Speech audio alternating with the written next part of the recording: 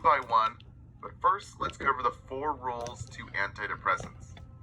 Since the NCLEX will not test you directly on the mode of action, or basically how the drug works, rather it tests safety on how the drug will harm or kill the patient. So guys, we'll be focusing on the need to know for the NCLEX, not just the nice to knows.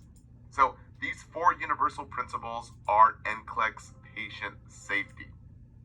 Number 1, increased risk of suicide. As antidepressants elevate the mood, it gives the patients more energy to go out and carry out the suicide. So a big thing to write down is that antidepressants can actually increase suicidal thoughts in the first few weeks of treatment.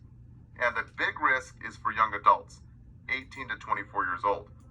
So we always, key term here, notify the provider of any suicidal thoughts. And always clarify any new prescription. Guys, we're monitoring the clients for keywords: new thoughts of suicide, unusual behavior, worsening depression, or sudden changes in mood. These patients are the most at risk for suicide. Now, number 2 is the slow onset and the slow taper off. Never stop abruptly. They're taken for a few weeks to reach that therapeutic range. So educate patients when saying this med is not working after the first week, or they're also saying something about sexual dysfunction. Patients need to know about this first so they won't stop taking the drug. Now, third is we never mix these key words here. SSRIs with St. John's wort and MAOIs with any other antidepressants. We're talking TCAs, SSRIs, even SNRIs. Guys, this could lead to deadly serotonin syndrome. So 2-week washout period is needed. Guys, keyword there, 2 weeks. Write that down. Keywords: never start a new antidepressant while tapering off an MAOI or another. So just coming off the day before is a big no-no. Always a taper off and never mix. Now, point number 4 is all psychiatric drugs usually decrease the blood pressure. So we teach slow position changes for risk for falling, and causes weight changes, mostly weight gain. Now, first up are the SSRIs, sertraline, citalopram, and escitalopram. Guys, those came up the most often on all the quiz banks. But we also have paroxetine and fluoxetine. Now, SSRIs are given mainly for depression, anxiety, and PTSD. Now, the mode of action is quite simple. Typically not tested on the NCLEX, but it could come up on pharmacology exams. So guys, just let the name help you. For SSRIs, selective serotonin reuptake inhibitors. Basically inhibits the reuptake of serotonin, keeping more around. So serotonin levels are increased in the body. Now, the 4 common side effects, which usually improve after 3 months. Number 1 is weight gain. Number 2, which is a big one, sexual side effects. The key point, and always on the NCLEX, write this down: sexual dysfunction. So just remember, sertraline causes sexual dysfunction, and there's no sedation. So don't be tricked. SSRIs usually cause insomnia. Now, priority key points. We use the acronym SSRI. S for the suicide risk that is increased when starting the med or changing the dose. Again, high risk is age 18 to 24. And a key priority to monitor, big key point right here: report more energy without change in depression. Guys, huge risk for suicide. Now, the second S is for a slow onset and a slow taper off, usually taking about 2 to 4 weeks to reach that full effect. So we teach patients not to stop the med when starting and during this time. And guys, always taper off, never abruptly stop. Now, the next S is for serotonin syndrome, a very deadly complication which happens if we use drugs or vitamins that also increase serotonin levels. Guys, we're talking about a serotonin overdose. So the big key point here is we never mix, write this down, St. John's wort, MAOIs, or tramadol. Never to be mixed with SSRIs. Now, the signs and symptoms include SRI. S for sweaty, hot fever. Never cold or clammy. We're talking really hot here. R for rigid muscles, restless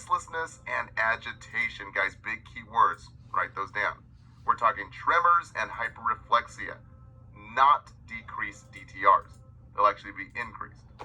And speaking of increased, I is for increased heart rates, known as tachycardia, over 100 beats per minute. Now, the famous SNRI, duloxetine, given for depression and pain, like with neuropathy and fibromyalgia. So guys, just think duloxetine is for a dual purpose, both depression and pain. Or duloxetine helps to dull the pain with fibromyalgia. Guys, the big key point here is to teach that it helps with chronic pain, and it also improves sleep in patients with fibromyalgia. Now, don't be tricked. Common test questions is a client refusing this medication. So, patients can always refuse medications. That's not the problem here. But the most appropriate response is to educate the patient on why the medication is given, basically the indication. So, for example, if a fibromyalgia patient is prescribed this and they're not depressed, they need to be educated on the purpose of why this medication will help with the pain. Now for our TCAs, tricyclic antidepressants, we have the two famous ones, amitriptyline and imipramine. So memory tricks here. Amitriptyline, just think Amy trips on things. So guys, we have slow position changes. And imipramine just basically inhibits my peeing. Now the indication is for depression and anxiety. And it also helps with neuropathy or neuropathic pain with diabetes and fibromyalgia. But the common side effects to be written down here. The big dry, the anticholinergic effects, guys. Basically can't see, pee, spit, or poop. You get the point. So can't see, we get blurred vision and photophobia.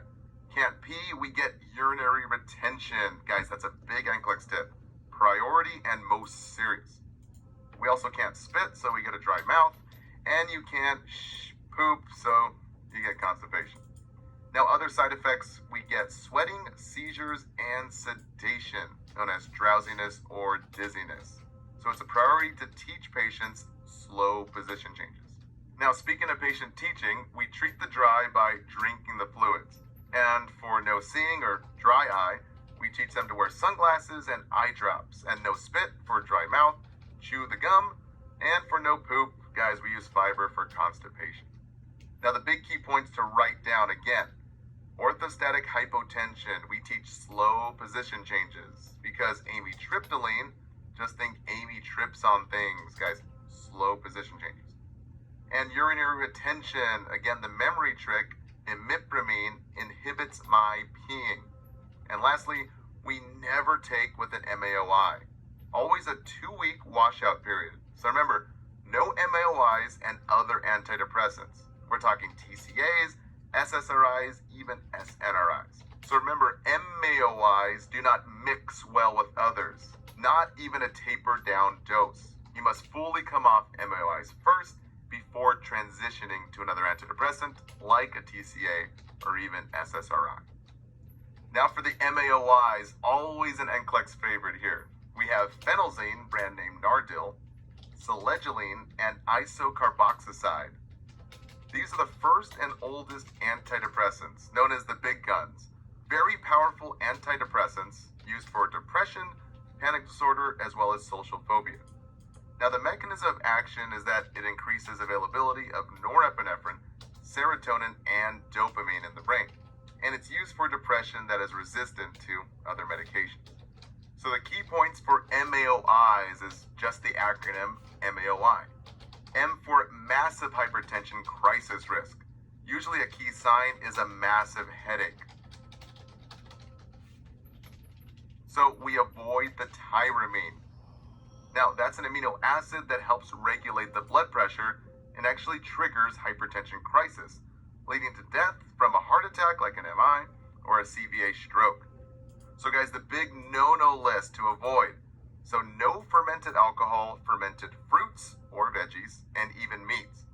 So number 1, wine and cheese, guys, no, so no wine tasting. Number 2, beer and sausage and salami, no beer fests. And number 3 is chocolates. Guys, no visiting Charlie or his chocolate factory. We are teaching patients to start the diet at least 2 weeks before starting MAOIs and continue for 2 weeks after stopping. So the memory trick is tyramine, ends in I-N-E, like phenelzine. Just think tyramine, or selegiline is tyramine. So no cheese, beer, sausage, or wine for tyramine. So big questions on the exams here. Can the patient eat fruit? Guys, yes. Can they eat veggies? Yes. Can they have fermented fruits or veggies, or even pickled veggies? No. Dried processed fruits? No. What about liver, tongue, sausage? Guys, these are all meats. So no, they cannot have it. Now, O is for OTC, or over-the-counter drugs. And this could contribute to a hypertension crisis. So guys, we avoid can. C for calcium, A for antacids, A for acetaminophen, or basically Tylenol, and N for NSAIDs like naproxen and ibuprofen. Now our next O is for other antidepressants to avoid. Guys, remember, MAOIs do not mix with other antidepressants. So we're avoiding TCAs, SSRIs, SNRIs. This can actually trigger a serotonin syndrome. So we have a 2-week washout period when changing or swapping out antidepressants. Guys, 2 full weeks, not 2 days, not the day before, 2 weeks from the ending. Keyword is fully taper off the other. So the big key point is no escitalopram, which is an SSRI, and no imipramine, which is a TCA. Guys, the NCLEX will try and trick you, so just make sure to know the names of these drugs. Now, I is for an increased suicide risk, usually within the first few weeks of treatment or when the dose is increased. Now, this especially happens in children, adolescents, and young adults. So the key words to write down here, guys. Patient states this med is not working after 2 weeks. The first thing to do is assessment, guys. So further expressions of hopelessness, despair, or suicidal thoughts or harming themselves usually indicates a reason to report to the HCP. Now for the top 3 missed questions of psychiatric meds. Which medication has the most potential risk for injury? Select all that apply. Guys, we're looking for sedating meds here. So number 1, amitriptyline. Remember, Amy trips on things. Very sedating, so yes. Option 2, diphenhydramine or Benadryl. Yes, guys, very sedating. High risk for injury. How about option 3, Colace? No, that's technically a stool softener. No sedation there. Option 4, alprazolam. Yes, guys, that's a benzo, Pam and Lam. Very dangerous life. And option 5, buspirone. No, remember bus. You can drive the bus. It's not sedating. Now, question 2, which combination of drugs should the nurse question? Select all that apply. Guys, the main focus here is we don't want to mix between SSRIs and MAOIs. Because remember, MAOIs don't mix with others. So option 1, sertraline with selegiline. Guys, that's a big no-no. That's an SSRI and MAOI. Never mixed. Option 2, alprazolam with citalopram. So benzos and SSRIs, that's okay. Now third, buspirone with phenelzine. That's an anxiolytic with an MAOI. Technically okay. Now how about lithium with ketorolac, or brand name Toradol? That's a tricky one since lithium is a bipolar med and ketorolac is an NSAID. So guys, that's a big no-no. And option 5, St. John's wort with buspirone. Technically that is okay. Now question number 3, which has the most potential for injury? Select all that apply. So option 1, amitriptyline to treat fibromyalgia pain. Guys, yes, Amy trips on things. It's very sedative. High risk for injury. Now option 2, a headache while on phenelzine. Guys, yes, the very first sign of a hypertension crisis is a headache. Huge risk for CVA stroke. Now option 3, taking St. John's wort with sertraline. Guys, yes, sertraline is an SSRI. And St. John's wort we have to stop. Guys, nothing really comes good from St. John's wort. Now, option 4, discontinuing escitalopram the day before isocarboxamide. Guys, no, that's the most injury. Guys, we can't mix an SSRI and an MAOI within 2-week period of each other. So not the day before. Has to be 2 weeks totally separated. Now, option 5, a peanut butter and jelly sandwich while on selegiline. Guys, this is okay. Alcohol, cheese, and meats are okay. No tyramine in it for this MAOI. Now, if it was a grilled cheese, that's a big no-no. Or a ham sandwich has meat in it, big no-no. And even beer and sausage, we have no alcohol, guys. So no alcohol, cheese, or meats. Now, option number 6, reporting sore throat, fatigue, and low-grade fever while on clozapine or clozapine. Now, this technically isn't fair because this is an antipsychotic drug. But guys, yes, clozapine zaps WBCs, making a huge risk for infection and technically a risk for injury. Now, we have 2 atypical antidepressants, trazodone and bupropion. So for trazodone, the indication is for a sleep aid and treats depression. So memory trick is the Z's in trazodone, which makes you sleepy and sedated. Or think of transidone, it basically puts you in a trance. Now, the key is to avoid ETOH and other sedatives, such as benzos and antihistamines. And we teach the patient to take at night. Since it can cause orthostatic hypotension, we also teach slow position changes. And a very rare complication is a priapism. So teach a patient that if an erection lasts longer than 4 hours, to go to the hospital. Now, next is bupropion SR or XL. Brand name is Wellbutrin. The indication is for depression and an aid to stop smoking. Now, the side effects is insomnia, headache, and weight loss, which probably not a bad side effect. Now, teaching, guys, we never double up on missed doses, just like any other medication. And nicotine gum may be prescribed in addition to help stop smoking. Now, administration, guys, the big key point here is XL and SR, or basically extended release and sustained release. We never crush, never chew, or cut these kinds of drugs. So meds labeled SR or XL should never be altered before admin. Always swallow whole with or without food.